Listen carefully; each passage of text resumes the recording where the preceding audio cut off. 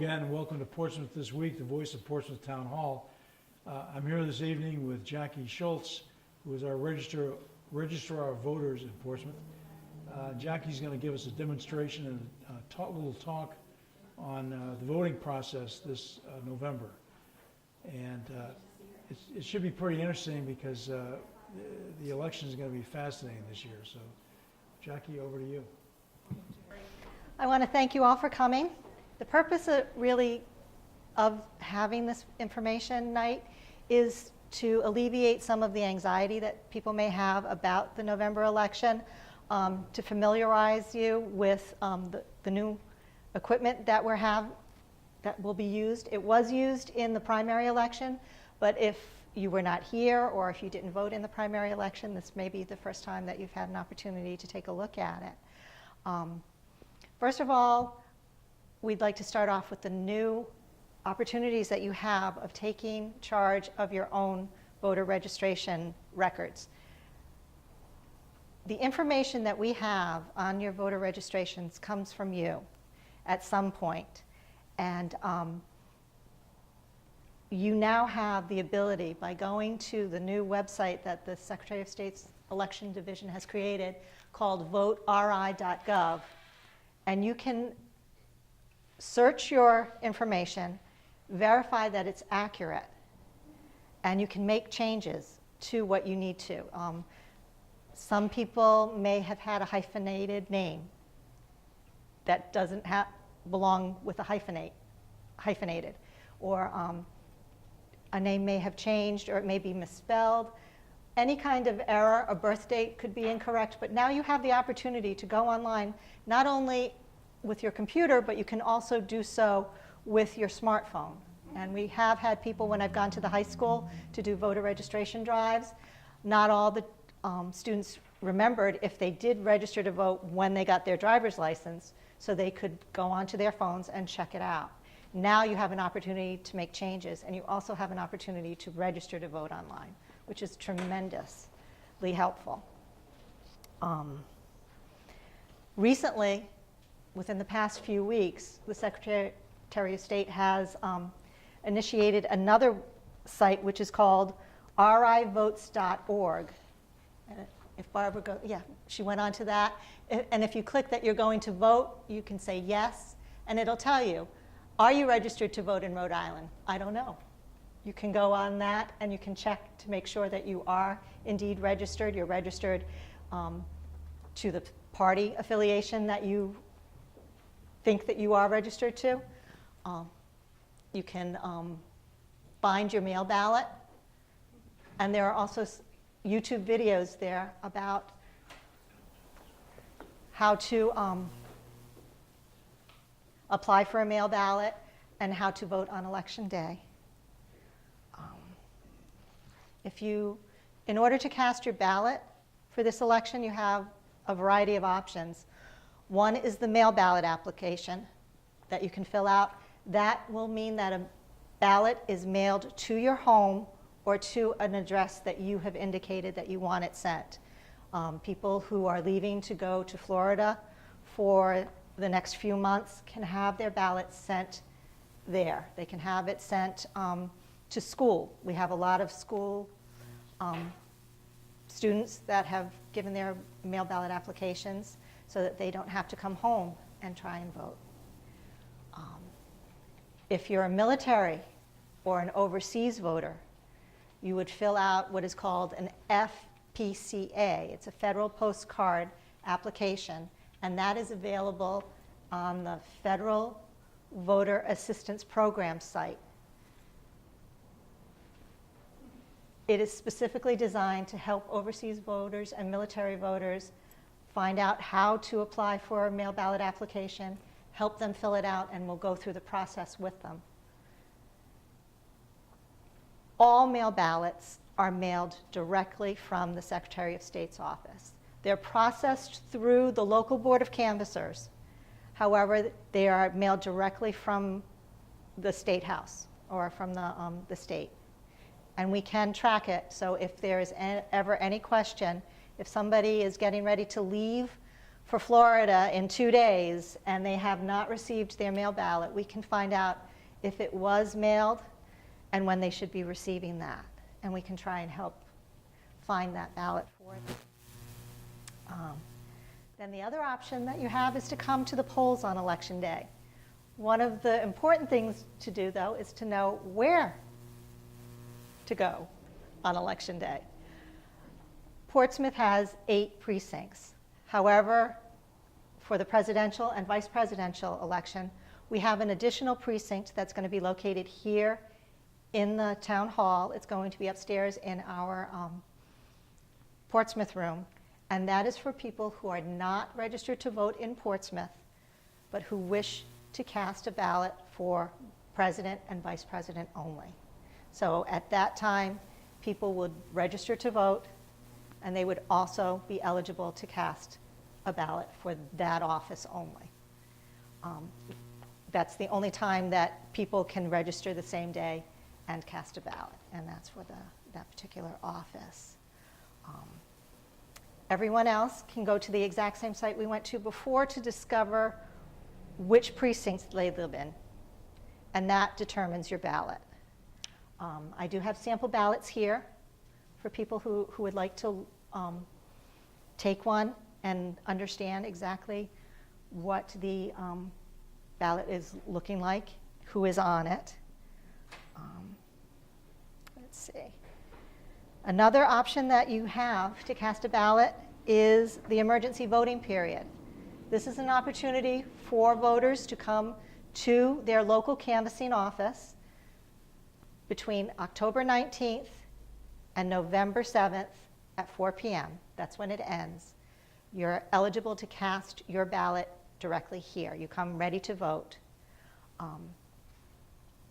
This is an opportunity for people who have suddenly found out that they're not going to be available for to go to their polls on Election Day. It's also available to anyone else. If we do have people who cannot stand in long lines, and you're welcome to come over and cast your ballot at any time. Our office hours are Monday through Wednesday, 8:30 until 4:30. Thursday, we're open later. Oh, come on in. Thursday, we're open until 6:30, and we do close early on Fridays at 2:30. However, if there is an instance where someone cannot make it during those business hours, please call the canvassing office. We'll try and make arrangements. The location of the polling sites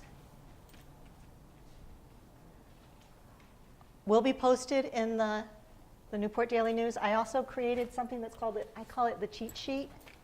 It's for people who really don't want to have a sample ballot, but it does have the listing of all the polling sites with the precinct numbers. Inside are all of the candidates that are on the Portsmouth ballots. And there is a brief description on the back for the local ballot questions that are going to be presented to the Portsmouth voters on November 8th.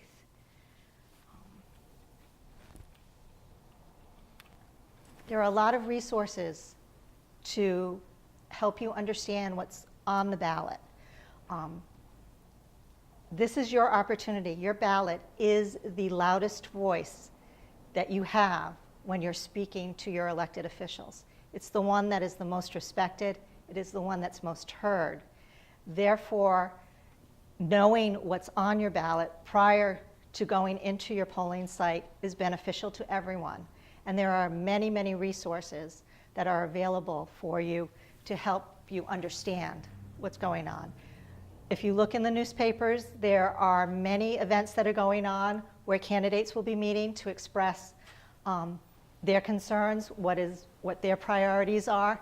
These people are asking you essentially to hire them, to work for you.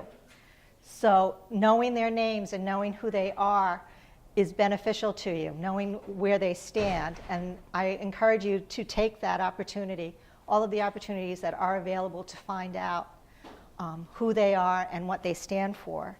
When it comes to issues, referenda, there is the backside of a ballot, and these are very important questions that are all-encompassing. And the Secretary of State has developed this wonderful handbook. It's the Voter Information Handbook. It was mailed to every single household this week. If you haven't gotten a copy, you're welcome to take a copy that I made here. This explains the voting process. It goes over the mail ballot options and the emergency voting options that I just spoke to you. It goes into it in more detail, and it also explains the the state questions. There are 2 amendments to the state constitution. There are bond issues also. They're being asked for you to take a look at. I urge you to go to the resources that they have available here and understand them. There are 2 local questions that Portsmouth will be presenting to their voters. One is a bond issue for a new police station, and another one is a charter change to our home rule charter. And I have developed a template from theirs to explain why these questions are being presented to voters and what it would mean to approve or to reject them. And those, let's see, and the resources there was a feasibility study done for the Portsmouth police station, and that is available on our town website. I urge you to take a look at that. Also, the home rule charter is also available, and that is also on our website. So if you have any questions, you can go directly to the sources. Let's see. Does anyone have any questions about the voting process itself, or has encountered any kind of difficulty? All right, that's good to know. These elections don't happen without poll workers, and I'm very grateful to see 4 potential poll workers here. And I thank you very much for your support and for your dedication to making these elections happen. They must be staffed, and they are staffed by dedicated people who spend very long hours helping voters obtain their ballots and are able to cast them and have them counted. And I am in need of at least 20 more poll workers, yes, for the upcoming election, according to the guidelines that have just been established. So if you know of anyone, the criteria is pretty good. Clear, is it there? There we go. Okay, we have positions that are greeter. That is a person who would help the lines flow by greeting people as they come in and assisting them find the correct lines. Whether or not they're in the right precinct, they're able to do that. The supervisors actually check the voters in, making sure that they are in the right precinct. They help them sign their ballot application, and they would distribute the ballot to them. The clerk is in charge of making any kind of adjustments to voter records. If somebody comes there and they need to change their address, they need to change their name, for some reason they're not in the book, they can't be found, then the clerk will assist them. The clerk also assists people voting provisional ballots. Now, a provisional ballot, there's a lot of rumors that go on about provisional ballots, that they don't get counted, that they're a waste of time. They do get counted, but the key is in the word provisional. They are counted provided the voter was eligible to cast that particular ballot. The reasons why someone would vote a provisional ballot is that their name was not on the list, and that could be an error, and that's why we do the investigation after the election. has been counted, we will determine whether or not that particular ballot gets counted. Somebody could have already applied for a mail ballot. If you've already applied for a mail ballot and you haven't sent it back to the Board of Elections to be counted, that provisional ballot will be counted. But I have to find out whether or not there was a mail ballot that was sent back first. I think that's about it in this election. We don't have to worry about party affiliation, so that would never be an issue. But in primaries, that is an issue. The moderator is in charge of the entire polling site. They supervise everything, make sure things are running smoothly, and they communicate with the Board of Elections and with us. I am able to hire high school students, so if you know of anybody 16, they won't be in school that day. I would love to be able to introduce 16-year-olds into the wonderful world of Election Day. Whether or not they want to is another story, but it is pretty exciting. Let's see. Now, does anybody want to see the DS200? It's pretty wonderful. These worked very well during the primary election. There were a few glitches, but if anybody wants to cast a sample ballot, we have some pens over here too. You can tell me what your favorite ice cream is and your automobile. We can cast your ballot. I think you've done this before, right? A couple of times. There you go.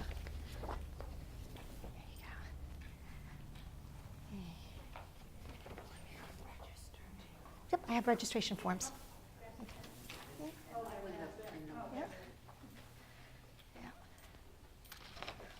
What will happen on Election Day after you've been checked in by a poll worker, by the supervisor? They will present your ballot to you in this privacy folder, because in all honesty, the only thing private about Election Day is this ballot. Everything else is public. Your polling site is a public meeting. It's an open meeting. It's subject to open meetings laws. And many people are surprised when they go to a supervisor and their name and address is announced. In the past, I've had people call me and they've been very upset by that. However, if you were to attend a town council meeting in this chambers and you went to the podium to address the council, you would state your name and address. That is exactly what's being done on Election Day. It's not a violation of your privacy. It really is a public act of voting. So your ballot itself, though, will be presented to you in a privacy folder where you'll be able to go into the booth and you'll be able to mark your ballot. The new ballots, they're a little bit lighter weight, and you fill in circles. You don't have to be within the lines. It's not a precise science, but you do need to fill in your ballot. And when you're done, you will place it back in the privacy folder if you wish to maintain your privacy, and then you'll be able to slide it into the machine. This machine actually counts the votes. If you voted in the past with the Eagle, you were alerted by a sound that let you know that the ballot had been counted. This doesn't do it. So if you're looking for an audible signal to let you know that it's been counted, it's not going to happen. But this says a blank ballot has been placed in. So if I did not cast anything, and there are people who do put in blank ballots, they want it to go, and if I have the option to have it returned back to me to cast it, and it will tell me the ballot was not cast. It was not counted. If I take, let's see, is this, do I have?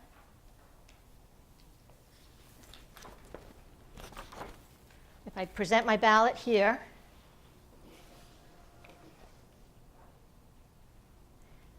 now I overvoted.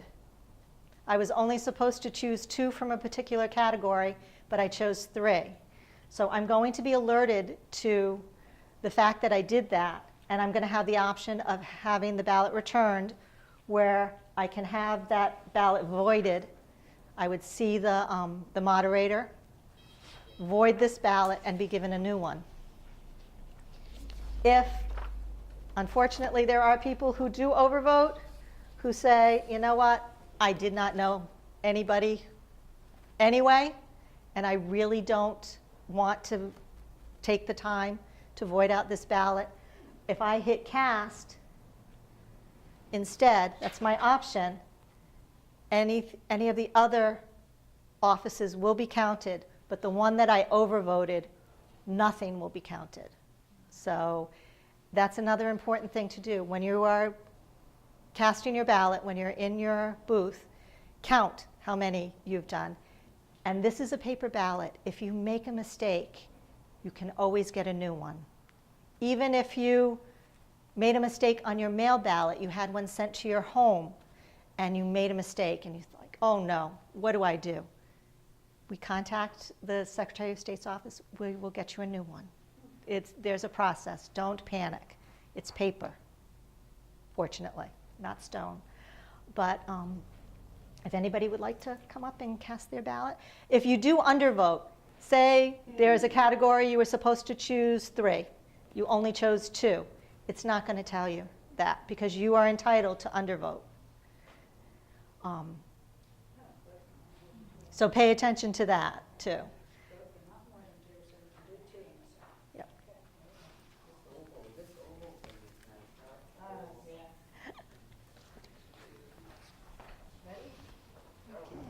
Okay, come on up. So it goes face first? I mean, It can go anyway. It can go in upside down, Really? backwards. You can try it. Go ahead. should I do it upside down? Do it upside down. Upside down? Upside down Oh, I and haven't backwards. done the back. See, now that's a yes. I'm not ready yet. They did that to let you know that you got to look on the back, and that will happen. Yep. Oh, that's funny.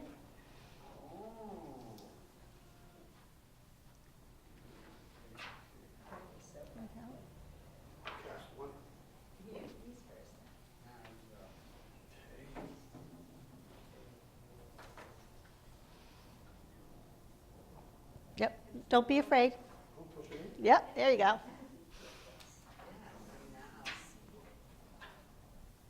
There you go. And you've been counted. He did it right. Look at that. Okay. Now I'm going to try to be a proper student.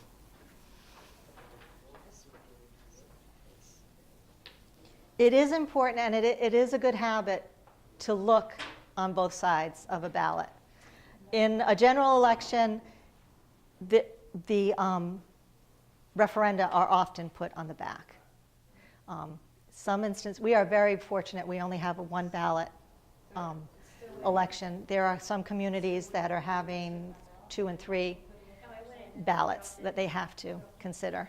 I think one community has 35 charter questions that's going to be on their ballot. Yes, that's kind of a lot. We don't do anything with that. We don't take anything. Okay. Fantastic. I did it right. That's right. It's right, it goes in. Yep. Was it right before that? I didn't vote in the primaries because it wasn't, so I never even, I saw this though, that was good, yeah, that thing is beautiful. Yeah. At the end of the evening, the results are transmitted electronically to the Board of Elections, and it's almost instantaneous.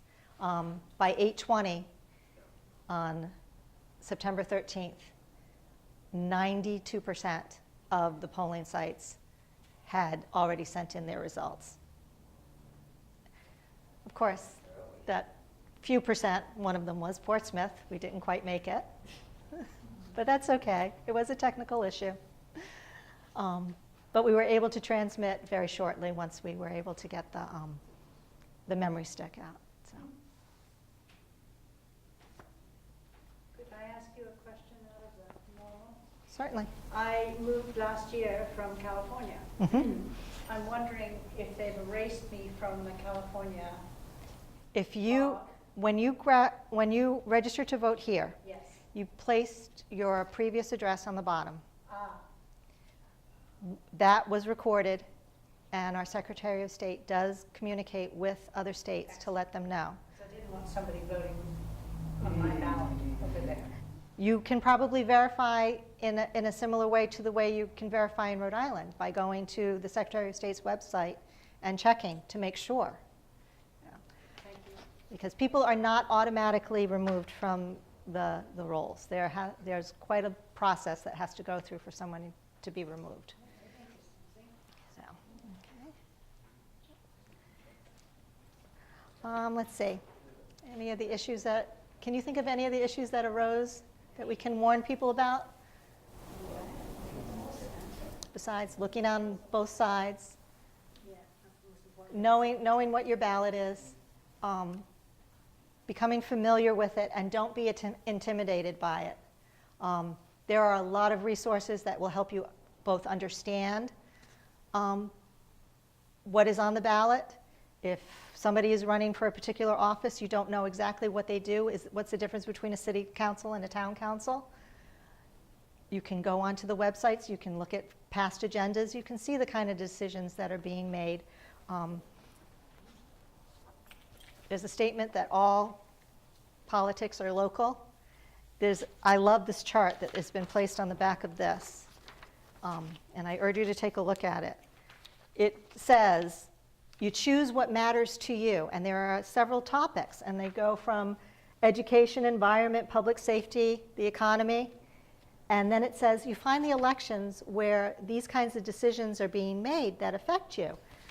And this column is the local level at the city and the state and the towns. Then this is the state level, and right here is the federal level. And if you see all of these things like charter schools, reduced carbon emission, recycling efforts, smoking on beaches, better lighting in neighborhoods, taxes, bike paths, these are all local. These are all decided on the local level. So people who say that they don't know who's running for office, they don't recognize their names, these are the kinds of decisions that are being made. So it behooves you. Pay attention. Okay, thanks very much, Jackie. That was fascinating and a great look at this. If people have any questions, they could call you. Please. And also go on the town website and email you as well. Yes, they can. And I'll try and put the information that I provided tonight and have it available on the website. Okay, thank you very much, and I'll see you on the 8th of November. Please, yes. Okay, thank you. Thanks. And thank you all for watching.